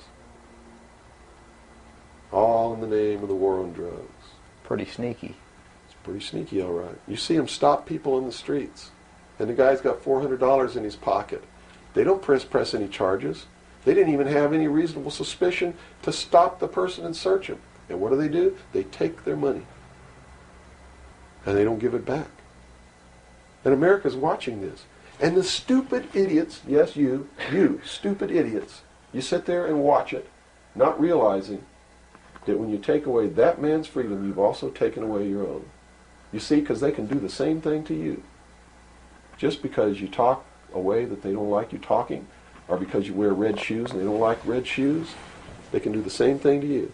And under the new law, without a court order, without a search warrant, they can break down your door, they can rip open your mattresses, your couches, your walls, they can trash your house. All in the name of the war on drugs. And let's say they don't like the color of your shoes. All they have to do is drop a little pouch of cocaine in your living room, behind your couch, and find it and say, aha, you're a drug dealer. What happens then? Now they can confiscate your house, all your possessions, all your property, all your bank accounts, all your cars, boats, vacation cottages, whatever you have. And they can auction it off within 24 hours without ever even pressing charges against you. Without a court order, without due process, without just compensation. And there's not a damn thing that you can do about it. Not a damn thing. At least right now. At least right now. And the reason you can't do a damn thing about it is because you're the one who brought it about through your stupidity. You're mentally crippled. You're operating from a position of ignorance, apathy, abdication, irresponsibility. And we're losing our country, our freedoms, everything. Now, these are strong accusations of the American public. What do you hope to accomplish by angering the very audience that you want to watch and listen to you? Go prove me wrong. Go make me the idiot. In so doing, you're going to find out what the truth is, and maybe you'll wake your up. And if you do, maybe we can save our country. Because I don't really care at this point whether you get mad at me or not. My country's disappearing. My freedoms are disappearing. My daughter's going to live as a slave in the New World Order if you people don't wake up and help me. So, if I had a 2x4, literally, I would smack you upside the head with it. I don't care if you get mad at me. It's beyond that state. You know, I'm willing to put my life on the line. Why would I care if you get mad at me? Mm-hmm. You know? People say, well, don't you feel threatened? Don't you feel like your life is in danger? Are you kidding? You're the people who sent your sons and daughters to fight an illegal, immoral, unjustified war in the Middle East? And that didn't bother you a bit, that they might have got killed over there, and you're worried that I might get hurt or killed? Right here, really defending my country? Really fighting in defense of the Constitution? Right. You brought up the Persian Gulf War. That's something that's still on a lot of people's minds. Based on what you're saying, what was the reason for that war? They should feel really guilty. They should feel really bad about that. I mean, what about a Saddam Hussein that everyone seems to agree is you know, the evil man here, that we had the right to go in and punish, destroy, or whatever? Well, it's funny that the man who purported to want to destroy Saddam Hussein was the man who really built Saddam Hussein when he was in the Central Intelligence Agency. We have been building up Saddam Hussein's arsenal. His technology comes from us in the Soviet Union. We built him up to create that war. We did it for a purpose, and the purpose was, look at this. If George Bush knew what he was doing, how come he didn't know what he was doing? Here's what he said. We've got to send troops to the Middle East because we can't afford to pay $26 a barrel for oil. That's on tape. Next he comes out and he says, no, it's not about the price of oil. It's because Saddam Hussein's not going to stop at Kuwait. He's going to go into Saudi Arabia, and those are our friends, our buddies. So we got to go defend Saudi Arabia. And then James Baker says in a press conference, nope, it's not about Saudi Arabia. It's not about $26 a barrel for oil. It's about jobs. Folks, we're going to get you a job, and to do it, we're willing to kill your sons and daughters. Yes, sir, we're going to send them off to get killed so that you can have a job. Prosperity. That's what it's all about. Well, what was the actual scenario if we hadn't have gone in? Well, see, that's not the end of it yet. Then George Bush comes out and says, whoa, the White House is flooded for telegrams. They don't want their sons and daughters to get killed for a job. It's not about jobs. It's about naked aggression. Yes, sir, there's a little Hitler over there called Saddam Hussein. Yeah, and we're going to go destroy him because the world doesn't need another Hitler. Never mind Pinochet in Chile, who's another Hitler. Never mind all the other Hitlers in the world. Was that Never mind Tiananmen Square. Well, then, you know, then people would say, well, the American government's not interested in that because money is not in you know, it's the oil here. We're talking about money. No. So you're saying it's not even that. No. They've been planning this war for years. In fact, Arco Press wrote a book about it. The name of the book is Rapid Deployment Forces. It was published in 1985. It names Kuwait as the country. It talks about Operation Bright Star, where they've been practicing the war every year since the early 80s. Sending troops over there practicing the war. liberating Kuwait. It's even named in the book. The whole thing was spelled out years ago. What it was all about was to establish the New World Order. You see, because for the first time in the history of the world, it's established the legal international precedent that the United Nations could pass a resolution and send its police force to enforce that resolution, and that the member nations would have to pay for that action. And George Bush said it very clearly, but nobody was listening when he said, no longer will any nation stand against a world united. And with that action, he established the legal foundation in international law that the United Nations is now legally and overtly the one world government, and that the United States military forces and the other forces that were sent by other countries were established as the one world police force under the United Nations. Have you seen the new Air Force uniforms yet? Nowhere on them does it say United States or U.S. They are United Nations uniforms. Go look at them. What role in the Middle East, again, does Israel play in this? Israel was created as the instrument to bring about the Battle of Armageddon and the fulfillment of prophecy, a war that will be so terrible, where nuclear weapons will be used, so that the American citizens and the other people in the world will get down on their knees and beg for no more war. And what is the answer to that? They're going to be told the only way we can guarantee no more war is if we destroy the sovereignty of nations and we come together as one humanity in a one world government. Right. Now I'm telling you, unless the American people wake up and stop it, starting in about 1996, the Battle of Armageddon will become a reality. Not because two nations got mad at each other and decided to fight, and that's why Saddam Hussein was not destroyed. He will be the instrument that will bring that to pass. Right. Yeah, they purposely did not go in and do that. Saddam Hussein will be portrayed as the Antichrist. Babylon is in Iraq. Read the book of Revelations. Whether you believe in the book or not, read it, because the men who are bringing this about are using it as their script. Well, the UN did indeed charter Israel as a sovereign nation. They were the ones who created this state. That is correct. It was really created by Great Britain and the United States, with the United States being the major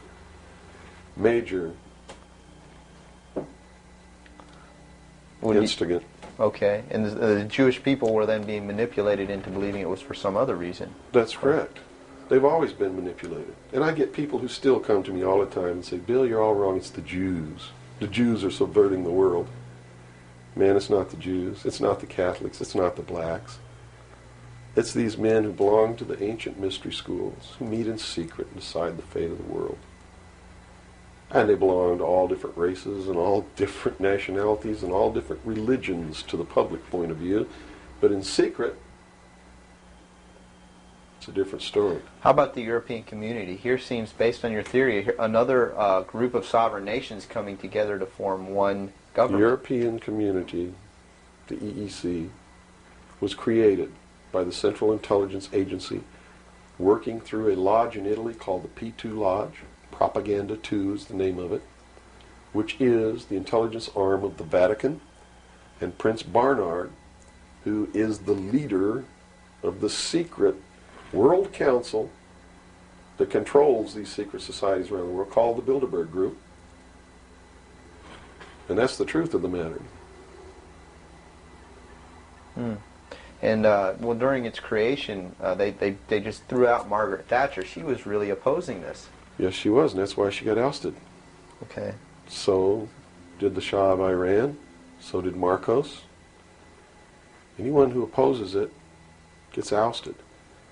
That wasn't an overthrow of Marcos by the people in the Philippines. It was organized, instigated, and carried out by agents of the Central Intelligence Agency and the KGB. The overthrow of the Shah of Iran, our intelligence community is trying to tell us they didn't know anything about it. They didn't know what was happening. Bullshit. They organized it. They instigated it. They are the ones who caused it to come to pass. You see, because we didn't have a National Security Agency or a Central Intelligence Agency before the UN Participation Act was signed.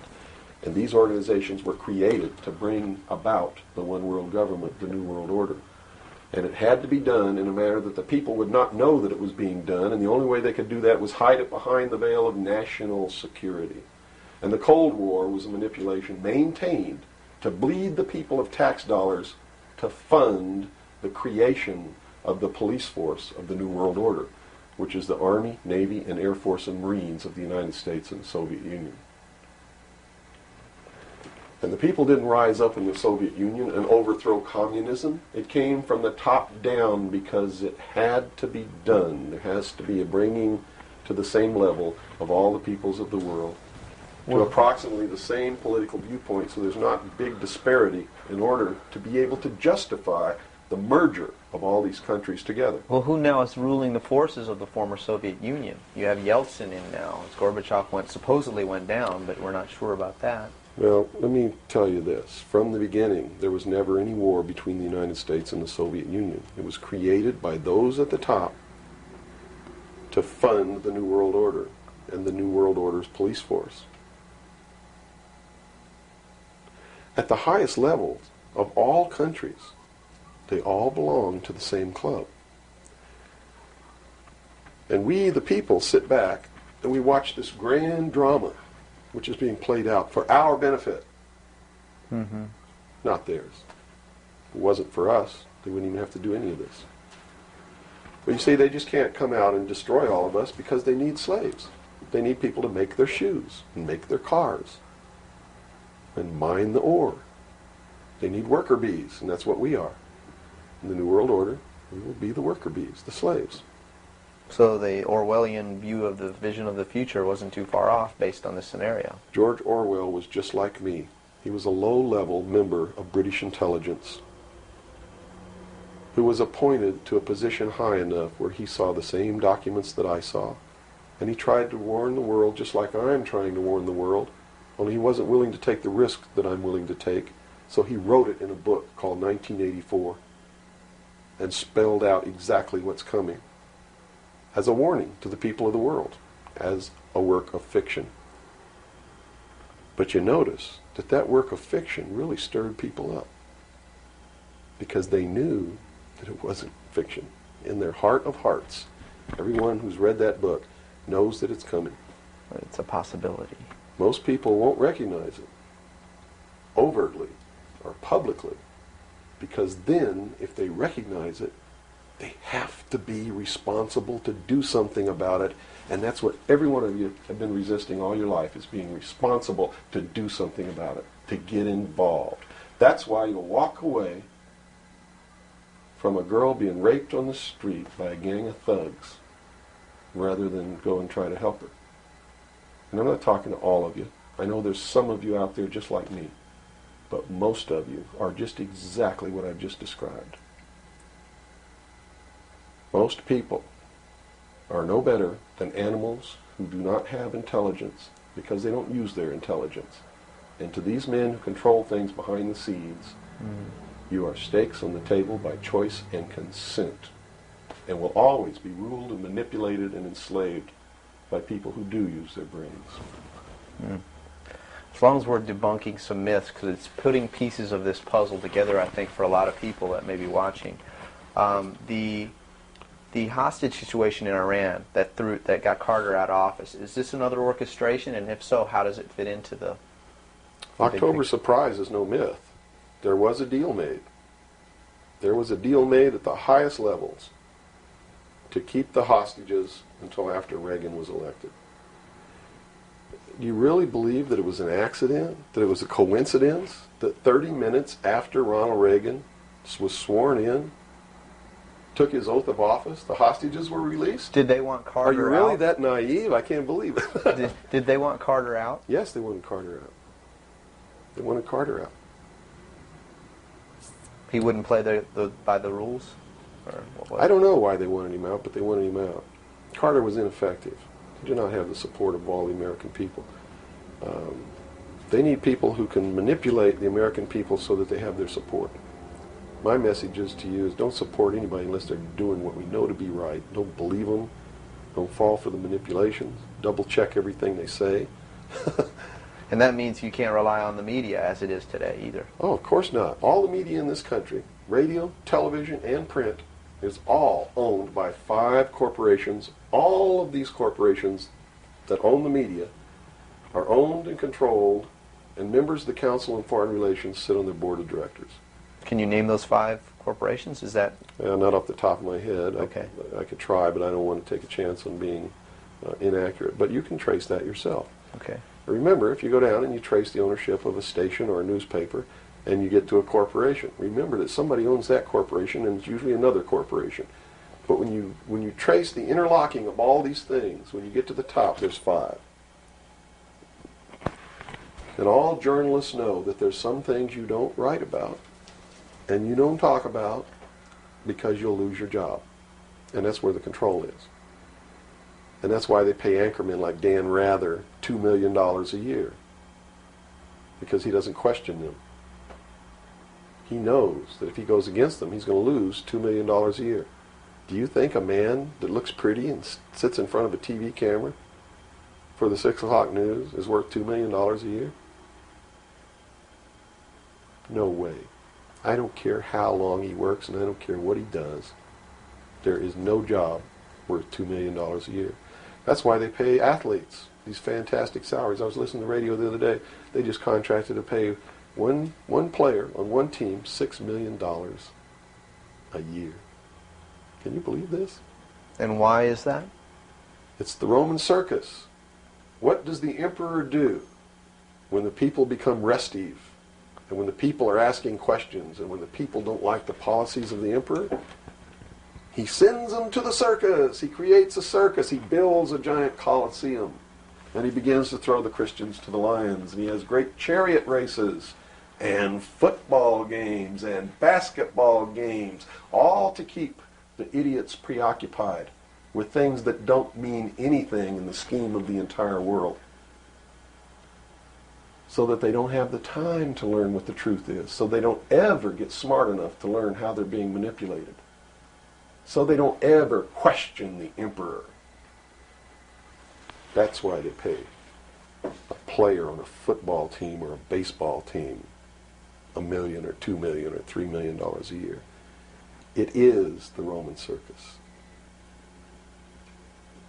I know men who don't know anything in the world except who plays third base for the Mets, and they think that's a great accomplishment.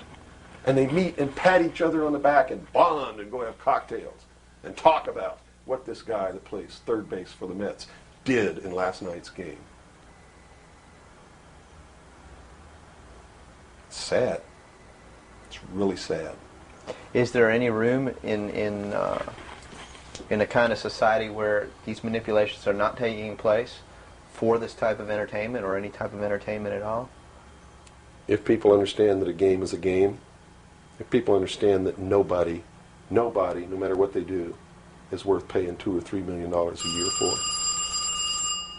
people should be able to get rich if they want to, by the sweat of their individual labor. Okay? By going out and doing something for the world. Not by taking people's minds away from the emperor. It's a game. Football's a game. Football's a game. But let me tell you something. When 150 of the most powerful men and women in the world can meet in secret in Baden-Baden, Germany, and plot the fate of billions, and nobody even cares about it, but 6 football players go to lunch together, and it's in the headlines across the country, you have a reflection of the society in which that exists. And it is a sick society that is doomed to self-destruction. So based on that scenario, there's some truth into what these men are looking at. Absolutely, and that's what makes me so sick, is that I'm trying to wake up a people who on a daily basis are proving the ones that I'm warning them about to be right. Well, so that even though a minority, there are people out there that you recognize are awake to this, if they don't do something about it, they will lose that ability to be free in that way. That's correct. Whether they might think, well, I don't need to worry about it because I know what I know and I'm fine. That's It doesn't right. work that way. There's a Yes. connection here to everything. That is correct. That is absolutely correct. A nation of people who are willing to send their sons and daughters that they profess that they love to a foreign country to die, and they use the excuse to themselves that they're sending them off to defend our country, and they know damn well that's a lie, are doomed. It's funny. There's a parable. You said Ben Franklin earlier was even a part of this. Yes. A parable of Ben Franklin. I don't know if you're familiar with it. He paid too much for the whistle. He came up when he was a young boy. Are you familiar with that parable? No, go ahead. When he was a young boy, he was given an allowance, and it was a decent amount of allowance, and he was going to the store to get a toy. He was very excited about that, and along the way he met some boys who had this whistle, and he saw that, and he saw the little boys blowing this whistle, and he thought, wow, the greatest whistle, this is the greatest toy. He really wanted this thing. So without asking, he gave all his money away, to these boys for this whistle, and he went home, and sure enough, he got very bored with it, and he had no more money to buy something that was really, worthwhile to him. Sure. And so from that point on, he had a saying that said, don't pay too much for the whistle. And I think somehow that relates here. He's also the one, when the Constitutional Convention was finished, when they wrote the Constitution and signed it, when it had been signed, he walked out the doors. Someone outside, I forget who it was, I believe it was a reporter for one of the newspapers in the 13 colonies, asked him, he said, "What have you wrought, Ben?" Ben looked at him and he said, "A republic, if you can keep it."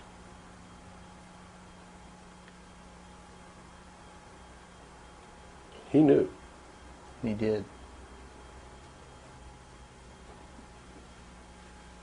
And that's a good place to end. Yeah, I think so.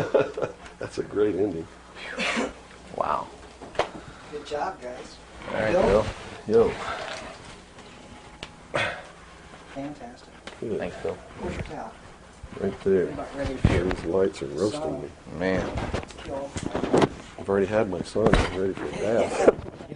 The major media is great at putting out the propaganda because, this meme out there, this idea put out by the mainstream media that we have the people have no choice because, after all, you just can't let them fail. The government has to bail them out because it would be much worse to just let them fail. And this is remarkable because the major mainstream media have gotten the American public to buy into policies that guarantee their impoverishment. And it's just a testament to the triumph of mainstream media to push out any dissenting voice or any debate or any kind of public service that you would think would be inherently obligatory for a public airwave to adhere to. They've been the public airwaves, which started out as a public utility more or less, have been, of course, co-opted by the corporate agenda, and now serve purely at the behest of the propaganda meisters in Washington and in the banking system, who put out these ridiculous, these ludicrous ideas that, we just can't let them fail. And anybody who now has seen their monthly income drop by 90% due to the drop in short-term interest rates by the banking system, the people who are now starving because their monthly income has been slashed by 80 or 90%, these people have had their monthly income slashed for no reason other than to bail out these bankers. So when you say that, we couldn't let them fail, you have to understand that simultaneously you have to understand that you, the individual who's had your monthly income slashed, is where the money is coming from. You are subsidizing the Merrill Lynch bonuses and the Wall Street bonuses. And not only have you had your money stolen, but then you turn around and defend the crooks. And this has got to be the very nature of this whole idea of the Stockholm Syndrome, where the person who's been kidnapped falls in love with their captor. The American people have been kidnapped by the banking system, and now they're defending the banking system while the banking system steals their money in the form of driving interest rates low to bail out banks who have kept afloat this enormous slush fund scheme, unnumbered accounts that are simply there to launder money, launder losses.